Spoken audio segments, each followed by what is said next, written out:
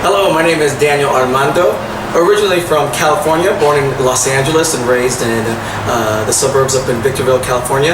And now I'm residing in New York, up in the Bronx, and I am a filmmaker.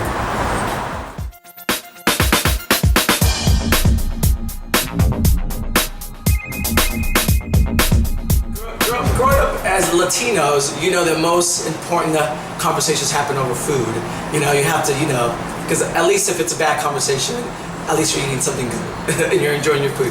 So for some reason, I made an effort to take everyone, my family members out to dinner individually and just kind of be like, hey, Mom, I'm gonna take you out to dinner, And it was like the first time I really had done that as an adult. I flew back home, and I flew back home kind of excited to share this news that I had found this love of my life and just kind of tell her about it and be like, oh, and by the way, I guess that means I'm gay. So I took her out to dinner. I think she had an inkling, as mothers always do. They kind of always can tell, they can always feel, but they're just waiting for you to kind of make that step first. And so I took her out to dinner, and instead of saying, Mom, I'm gay, I said, Mom, I found somebody, and I love them, and he happens to be a man, and therefore, I'm gay. And with my dad, it's interesting because I told my mom, I said, oh, should we tell Dad? And she kind of said, no. No, because he's not asking.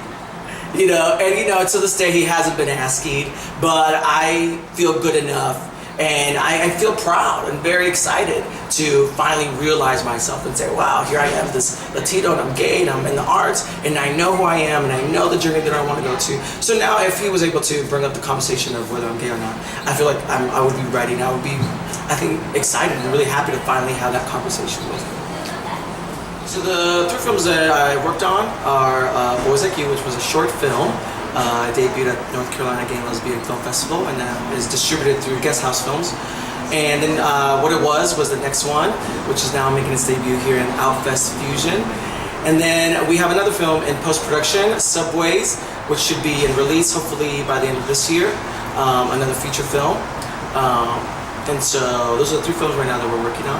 I think right now, currently the character that I kind of identify with in my films is probably Adina in What It Was. I think in writing that character, I really opened up my horizon and kind of seeing the big picture of sexuality and identity. And I think even for me, for every gay man or woman, you come into conflict with your identity and then your sexuality, and how they both play a part, but also how they're very, very separate.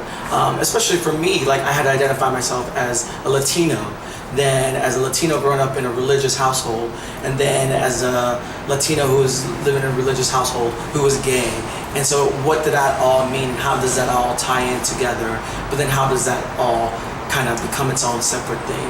And that's the one message that I would try to send out to any, especially young Latino minority, male and female, to just kind of be like, you know what, your voice is being told, your voice is being heard, and your stories are being put out there.